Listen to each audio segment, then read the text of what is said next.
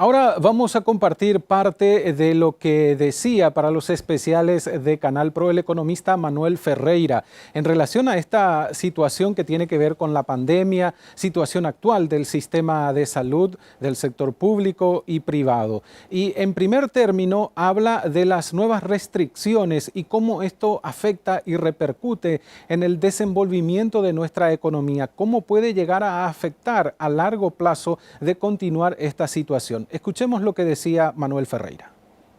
El impacto de estas restricciones sobre todo se da en un sector muy puntual que es el sector de servicios en general. Ha sido ya uno de los sectores más impactados durante todo el año 2020 por efecto de la pandemia. El sector de servicios vinculado fundamentalmente a todo lo que sea concentración de gente. Estamos hablando de restaurantes, la cadena hotelera, eventos, etcétera. Estos han sido muy impactados ya durante este año y tienen una particularidad que gran parte del empleo femenino también se da en este sector. Nosotros consideramos que más o menos estaríamos hablando de alrededor de unas 250.000 personas afectadas por estas restricciones de circulación a partir de las 8 de la noche, que es lo que había salido. Puede ser que esto también se extienda a otros sectores, sobre todo a aquellos sectores de servicios vinculados al sector educativo. Y pongo un ejemplo, una cantina de un colegio o el caso del transporte escolar, por ejemplo, van a ser impactados también durante este proceso. Gente que ya viene con serios problemas y con problemas ya de trabajo desde hace mucho tiempo. Por ahí es donde vemos los impactos de esta restricción. Una cuestión menos negativa es el impacto que se ha tenido, el hecho de que este impacto va a ser un impacto de duración limitada. Estamos hablando de más o menos unos 20 días. Por tanto, posiblemente el impacto también a nivel macroeconómico sea menor, pero en esa gente involucrada en ese sector sí va a ser bastante significativo. Hemos visto que el gobierno también está preparando un paquete de ayuda para esos sectores que obviamente puede representar un apoyo de mucha importancia para las empresas que trabajan en ese ámbito y también para las personas vinculadas a eso. Esperemos que estas restricciones tengan un tiempo limitado y se puedan conseguir soluciones mucho más definitivas y que generen una reactivación económica o que sostengan esta reactivación económica que empezamos a ver. En otra parte, ante las consultas sobre por cuánto tiempo más podrían aguantar los recursos del Estado en esta situación de pandemia y de restricciones, mencionaba que la situación se va tornando cada vez más difícil y también hace un análisis sobre la posibilidad ante la consulta del cierre de empresas, que esto por supuesto va a repercutir en el trabajo. Y la verdad que no tenemos ya mucho espacio fiscal para hacer este tipo de apoyos. Estamos muy limitados también en la capacidad de ingreso de las empresas y de las personas. Entonces la situación es bastante compleja por ese lado, dado que son restricciones que genera el propio gobierno y que afectan a gente que les impide trabajar. Entonces se debería tratar de buscar los mecanismos de solución que sean definitivos y no solamente mecanismos de tratar de sustituir una fuente de ingresos, cosa que es extremadamente complicado y extremadamente oneroso también para el Estado paraguayo. Yo creo que lo que no tiene mucha lógica es que gente que está cumpliendo bien con la normativa y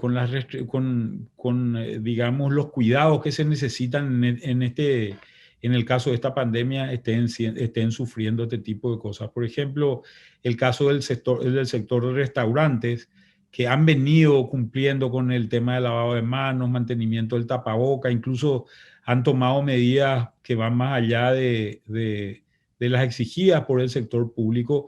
Creo que es un despropósito afectar a estos sectores. Creo que también se tiene que tener un nivel de comunicación importante con esta gente de manera a poder precisar exactamente la ayuda que se tiene.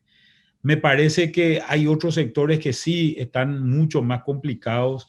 Creo que hay que evitar la aglomeración de gente en otros espacios donde hemos visto en playas, balnearios, etcétera, etcétera, que esto sí ha sido mucho más complejo. Canchas privadas de repente, el piqui volley, etcétera, etcétera. Todos tenemos acceso al conocimiento de lo que ocurre en estos campos y ahí es donde se debería imponer un mayor control para evitar estas aglomeraciones que muchas veces son más bien privadas y no tanto públicas o en lugares digamos, gastronómicos, etcétera, ¿verdad? Creo que por ahí es donde se debería tener mucho más cuidado. Sí, estamos hablando más o menos de 250.000 personas de la población económicamente activa. Estamos hablando de un 7-8% más o menos de la población que trabaja. Y obviamente acá hay un efecto multiplicador de este impacto, ¿verdad? Porque están las familias involucradas, de gente que trabaja como mozo o gente que trabaja a nivel de cocina en estos restaurantes y otro tipo de servicios que se hace también vinculados a todo esto que se prohíbe. Y eso obviamente va a ser una situación compleja y comprometedora para este grupo de gente. En otra parte del análisis se le hace la consulta a Manuel Ferreira sobre la afectación indirecta a las fuentes de empleo de esta situación pandémica y también hizo referencia a lo que se presenta como apoyo o ayuda del sector público al privado, sobre todo en lo que tiene que ver con el sistema sanitario y la ayuda del privado para romper con procesos burocráticos habituales del sistema público para responder a la demanda de salud actual. Creo que lo que es importante es una coordinación en el tema sanitario, una coordinación entre el sector público y el sector privado, ¿verdad?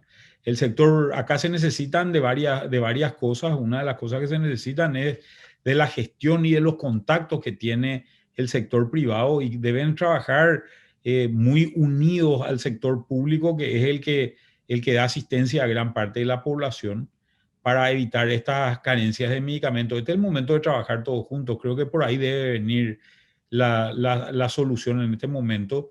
Y puede ser que ese tipo de cosas mejoren, pero si no tenemos terapistas, hay que pensar seriamente en qué hacer con la parte de personal, dado que en Paraguay ya no existe personal, va a haber que tener la posibilidad de traer gente de otras partes del mundo que seguramente están con una emergencia o sin emergencia sanitaria en este momento. Creo que hay que ver el tema de medicamentos y también hay que ver el tema de infraestructura hospitalaria y ver cómo ir resolviendo eso. Y sí, en caso de una gran emergencia, sí. Creo que va a haber espacio, nos va a costar, pero vamos a tener que hacerlo, ¿verdad? El tema es que hagamos eso generando una solución definitiva a los problemas, y la solución definitiva hoy básicamente es conseguir la vacuna. Yo creo que ese tipo de herramientas va a tener que utilizarse fundamentalmente hoy para conseguir la vacuna y creo que el resto de los temas ya están financiados dentro de la ley de emergencia, ya hay recursos dentro de la ley de emergencia que son los que se tienen que ir usando. Ante la consulta sobre el margen que podría tener el gobierno para seguir aguantando estos embates de la pandemia en materia económica, le consultamos si había mayor margen para ampliar la deuda del Estado. Respondía a esa consulta y también, por otro lado, se le consultó sobre cómo se está trabajando en todo este proceso de cubrir la emergencia sanitaria actual y en relación a cómo puede el sector del gobierno asistir o seguir asistiendo al sector privado para evitar una debacle. Bueno, yo creo que el sector agropecuario ha contribuido este año. Hay un incremento de la faena por el lado ganadero, por otro lado también hay un incremento de la gestión y de los servicios a nivel del sector agrícola, sobre todo en vista de los buenos precios y de una buena campaña que hubo. Pero obviamente eso no es suficiente, no hay un solo sector que va a salvar. El sector de la construcción ha venido teniendo una dinámica muy interesante también, pero la gran caída se ha producido acá en el sector comercial y en el servicio, que son los que necesitamos que se recuperen, y para eso son lugares de aglomeración de gente y son los lugares donde las cosas tienen que empezar a normalizarse para poder sostener el crecimiento. La acción urgente por el lado del gobierno es vacunar, no hay otra. Esa es la mejor política económica y la mejor política sanitaria que podemos tener. Para eso hay que conseguir la vacuna y tener una metodología de vacunación, que es la otra preocupación que deberíamos tener. Y creo que la ciudadanía debería ser consciente de que este es un momento donde hay que tratar de contribuir evitando los contagios en la mayor medida posible. Y eso significa tener cuarentenas voluntarias, tratar de salir lo menos posible y tratar de no juntarse, digamos, con los amigos, tanto esperando que las cosas vayan mejorando, porque o si no, el colapso que se da a nivel sanitario es imparable. Parte de la entrevista que compartíamos con Manuel Ferreira, economista, aquí en los especiales de ProNoticias. Para los especialistas del área, nuestros hospitales públicos están a punto de colapsar por los casos de coronavirus. ¿Cambió algo desde el inicio de la pandemia en toda la estructura sanitaria del país? ¿Con cuántas camas contamos realmente? ¿Cuántos hospitales tenemos? ¿Cuántas unidades de terapia equipadas existen? Nivel de inversión en salud pública. Necesidades para sostener un sistema fuerte que proteja a la población. Especiales de ProNoticias.